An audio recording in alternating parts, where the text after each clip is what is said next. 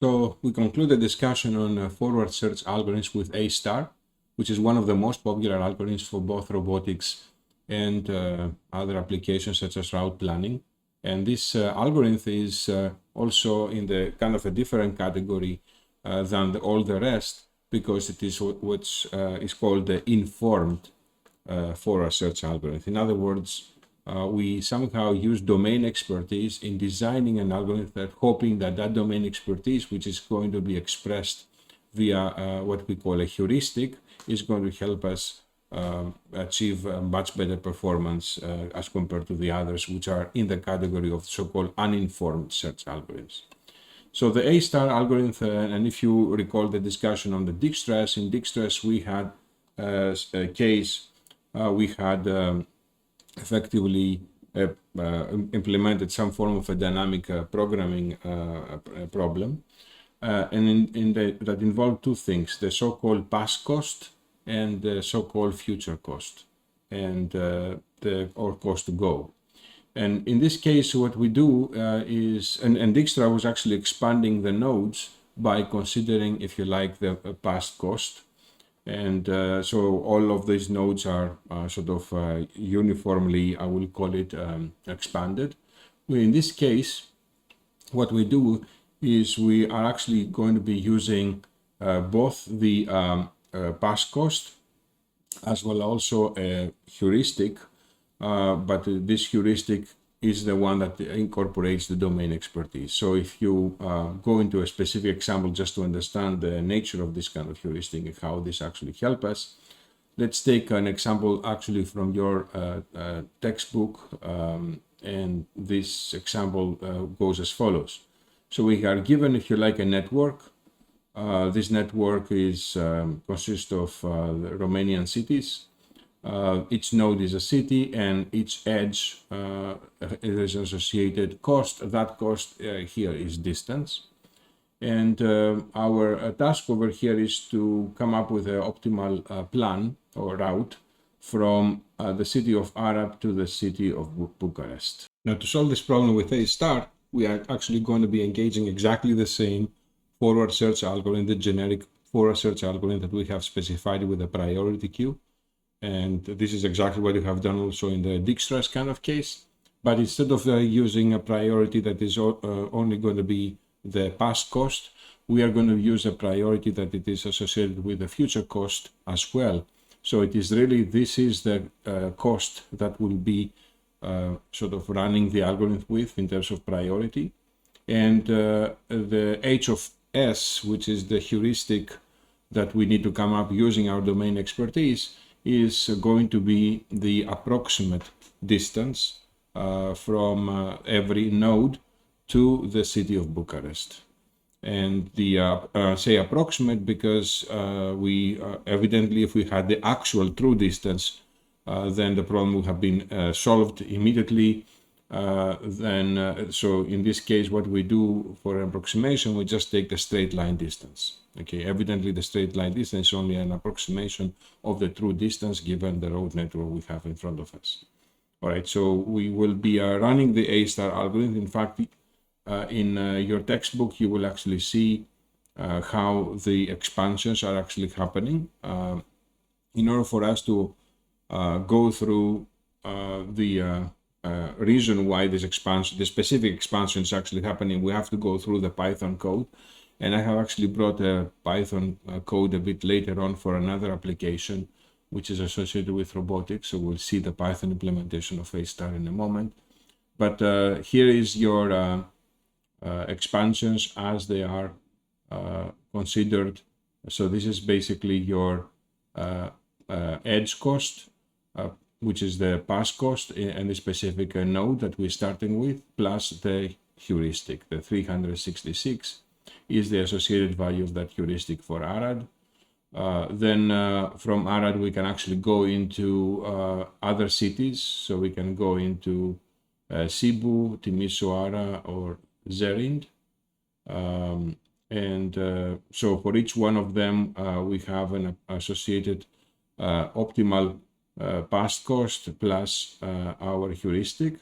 And we are evidently selecting the node which will offer the least cost for us to expand.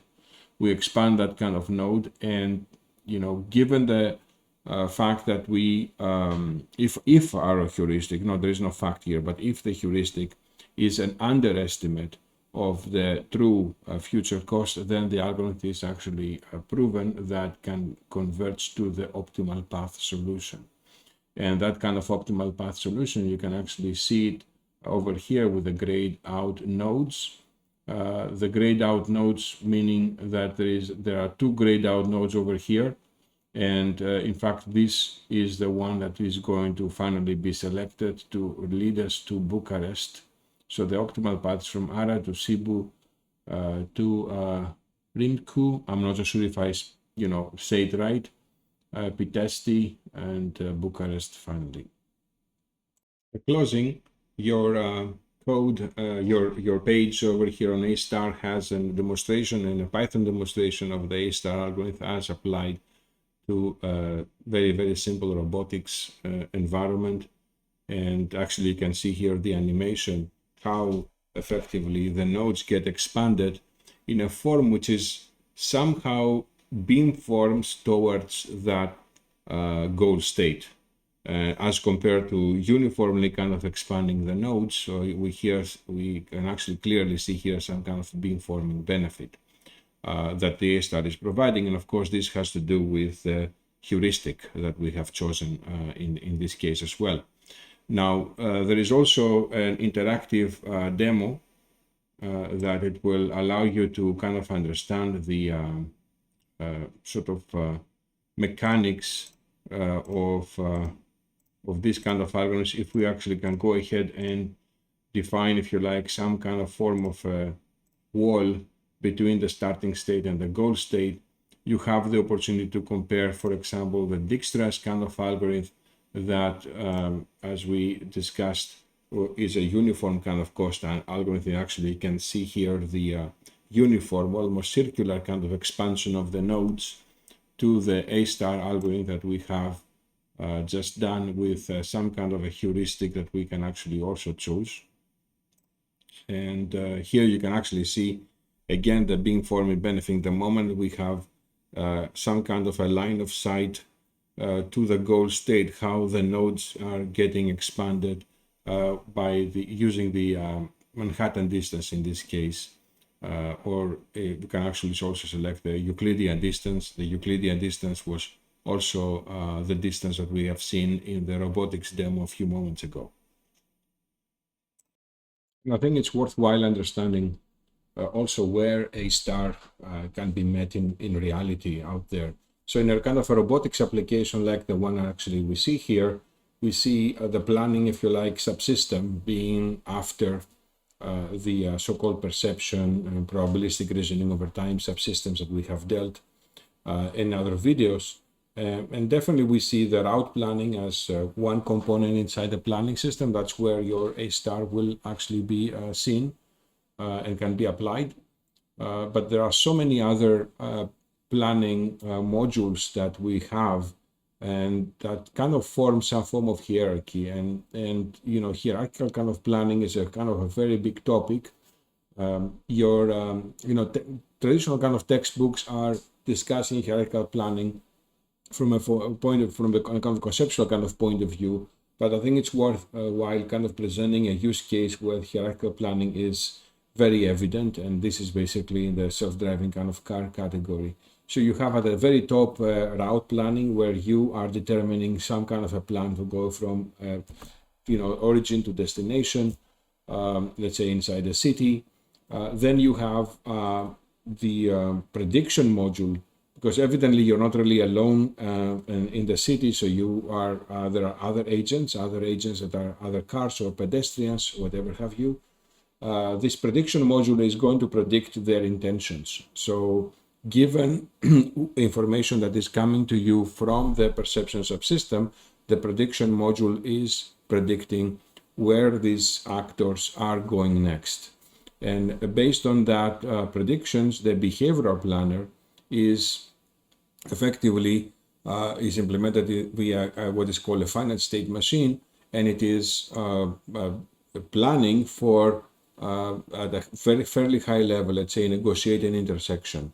I have, let's say, a traffic light in front of me, a stop signal. All of these are expected patterns of plans that need to be determined. And based on those and the associated kind of transitions that are occurring there between, let's say, you have now a green light and then you have to start. You're coming to an intersection, you are planning to turn left. You use the prediction of the other actors to come up with the trajectory, the optimal trajectory. Where is the free space which I'm actually can go given the behavior which I need to comply to, let's say left turn on an intersection. And that is basically what trajectory planning is actually doing, is determining, if you like, the sequence of waypoints that are, or points that are defining, if you like, this trajectory, so that the car can actually move into that trajectory via the usage of a controller which follows. So the controller is effectively implementing the trajectory plan that the planner kind of determined, and that's basically how the vehicle is actually going to go through. And this discussion is sort of outlined in this kind of page, where you are actually be given some more information about each of these kind of subsystems. Arguably, a whole discussion about requires kind of a lecture of for each one of them. So it's kind of outside of the scope, but I think it's worthwhile having, if you like, a use case in your mind about hierarchy and how extensively are used hierarchical planning in practice.